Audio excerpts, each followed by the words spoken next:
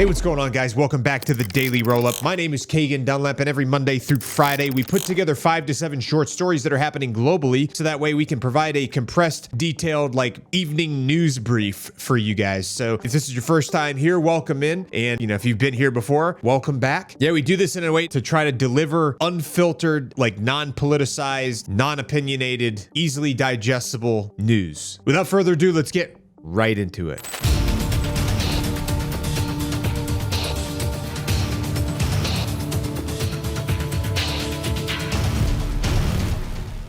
So I hate to say this, but if you weren't afraid of riding on theme park rides before, you're probably gonna be at the end of this video. On July 31st of 2025, a malfunction occurred on a theme park ride known as the 360 Degrees at Green Mountain Park in the Hada area near Taif, Saudi Arabia. Now the ride, which is like a pendulum, swings back and forth with all of the passengers sitting in a circle around it, apparently snapped in half when it was in the middle of operating. Oh my gosh.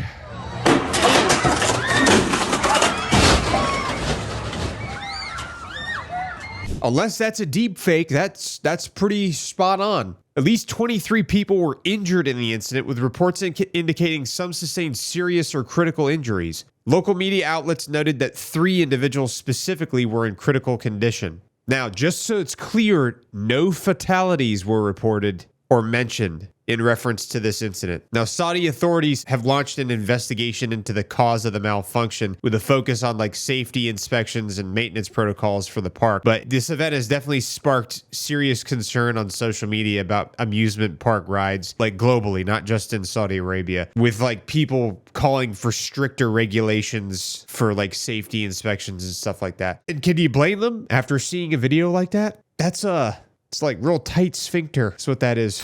So Spotify recently had to release a new age verification measure for users in the United Kingdom in order to comply with the Online Safety Act, which recently took effect in July of 2025 for the United Kingdom. And basically what that does is it requires online platforms and all these social media platforms to protect children from harmful or age inappropriate content by implementing age checks and content filtering. Now, this applies to services like Spotify, Instagram, YouTube, everything. It's like a blanket across all social media. And what it is it's supposed to hold potentially mature material such as explicit music videos or podcasts that have been labeled 18 plus by rights holders. Now, it's not a blanket requirement for all users to verify their age immediately upon login. Instead, it's triggered when a user attempts to access restricted content. In order to facilitate this, Spotify partnered with a digital identity company called Yoti.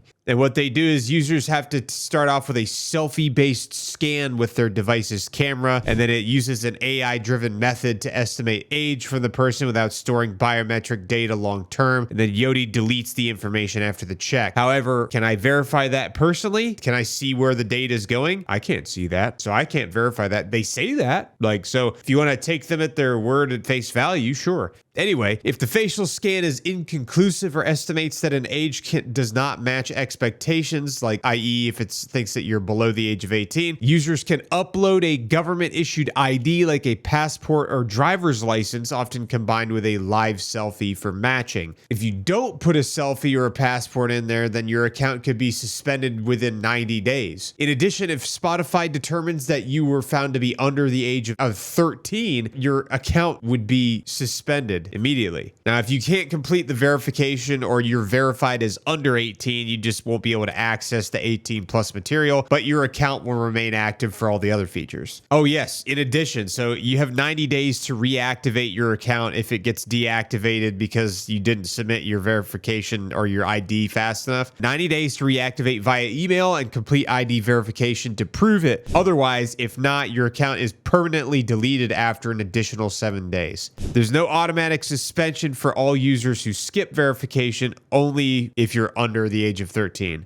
Now, the rollout of the Online Safety Act has sparked massive debate online, with people reporting pop-ups for verification and concerns about privacy and inconvenience. And a lot of users are turning to like virtual private networks to bypass these restrictions. The intention behind it was to create safer experiences for young users, although it reflects a growing trend of mandatory age gates online, which a lot of people are arguing could raise privacy risks or also cause personal information to get leaked and things like that. So, and also a lot of people have been calling this like an authoritarian measure because it like reduces the amount of freedom online. You guys can make that decision yourself, but wild stuff. So it appears that there's been another F-35 crash. On July 30th of 2025, a U.S. Navy F-35 Charlie Lightning II fighter jet crashed near Naval Air Station Lemoore in Central California during a routine training flight. Apparently, the aircraft that's assigned to Strike Fighter Squadron 125, known as the Rough Riders, crashed around 6:30 p.m. local time shortly after takeoff.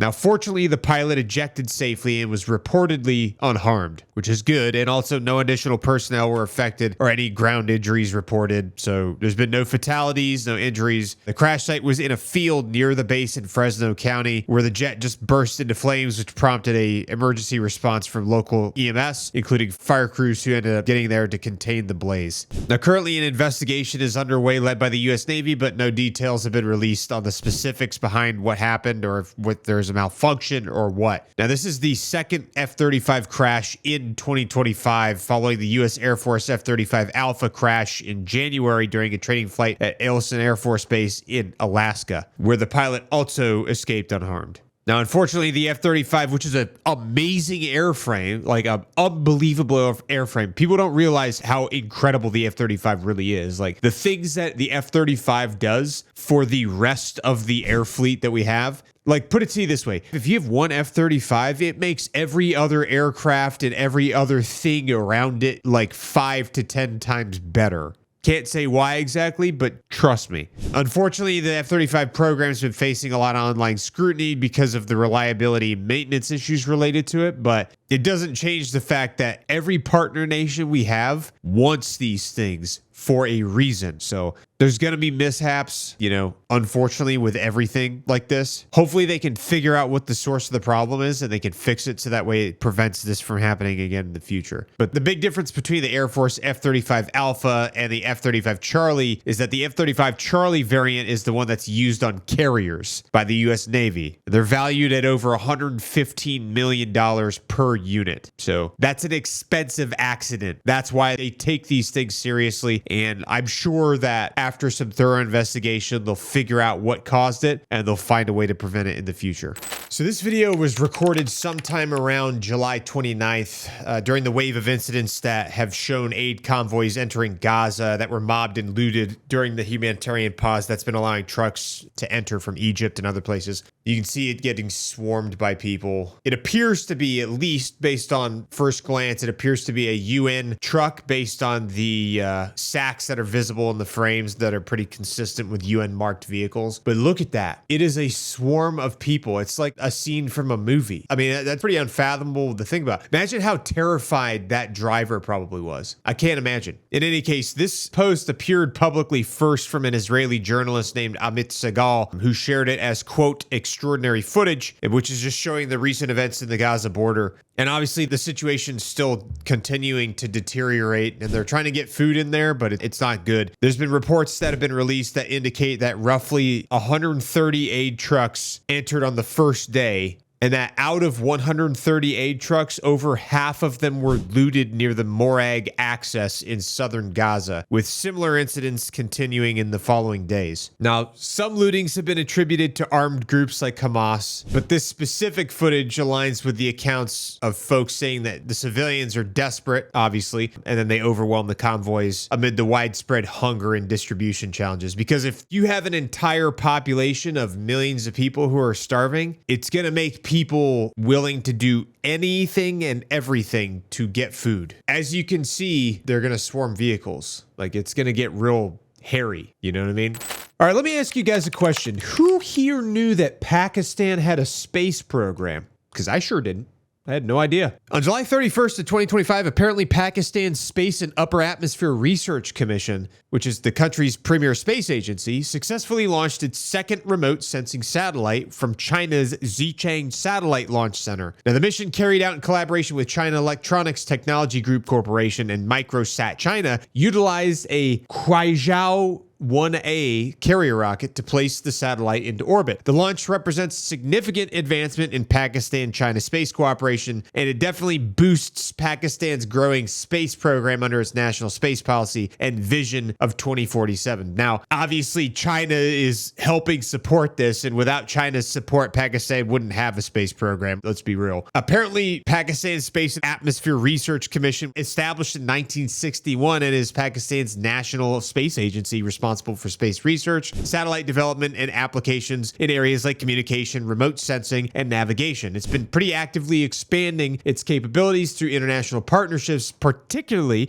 with China. Now, the latest launch builds on previous successes that include the first Pakistan remote sensing satellite in 2018, which was a multi-mission communications satellite called the PakSat MM-1 in 2024, as well as the Earth Observation 1 satellite in January of 2025, and now the student-built lunar probe iCube CAMAR. So now, with this current edition, Pakistan now has 5 operational satellites in orbit. Did not know that. Wake up, babe, a new death machine's been invented. So if you're wondering what I'm talking about these new jet-powered one-way UAVs or one-way drones that are being used by Russia specifically, and that were used in an attack on Kyiv on the evening of July 31st of 2025. The new drones have been referred to as jet-powered because of how fast they can move. Their actual nomenclature is called the Shahed 238, which Russia adapted and produced domestically under the name Gerin 3. Now, these kamikaze autonomous one-way drones explode on impact like all the other Shaheds and Gerin drones, and it's equipped with a small turbojet engine, which is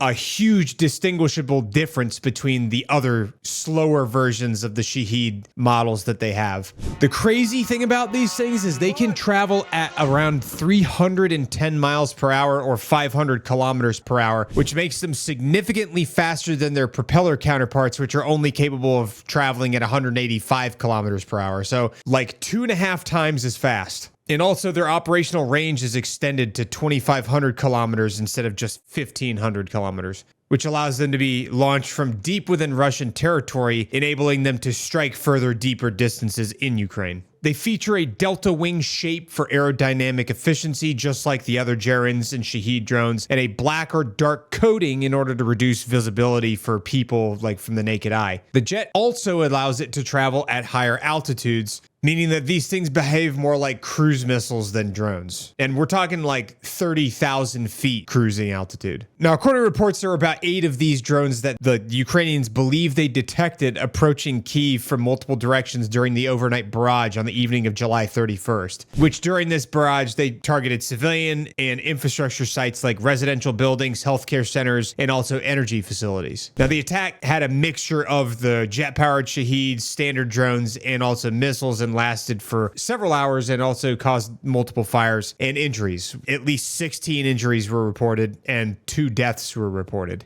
Now, the Kyiv residents said that they described hearing a distinct high-pitched buzzing sound.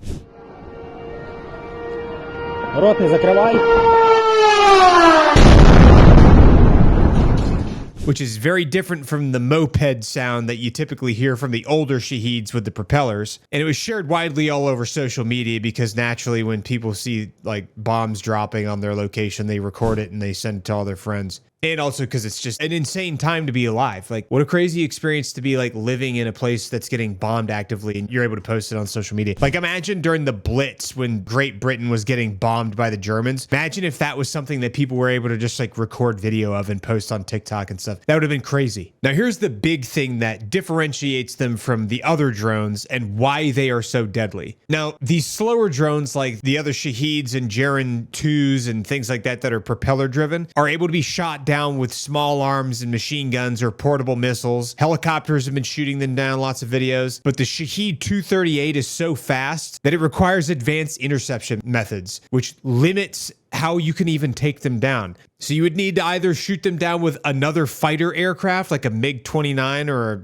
an American jet, or sophisticated anti-aircraft missile systems like Patriot systems or the IRIS-Ts, because only like actual anti-aircraft missile systems like Patriot systems can reliably target them at those speeds and altitudes. You might also be able to take them down with like man-pads, like man-portable anti-air launchers. Potentially like Stinger missiles might be able to if you can lock onto it. But again, that's if, right? Some effective countermeasures they've also found is anti-aircraft artillery with radar-guided programmable shells, but each round costs about €1,000 a piece and are expensive, scarce, and time-consuming to produce. Now, Ukrainian officials don't believe that they're unbeatable. They think they can beat them, and they've actually beaten them with some existing systems. However, they said that since they're still being sporadically used, it's going to be hard to adapt to countering them until they start putting them into more widespread usage. Now, this is just another technological advancement for drone usage, and I think that the technology is going to continue to get better and better, especially the more that it's being used like this.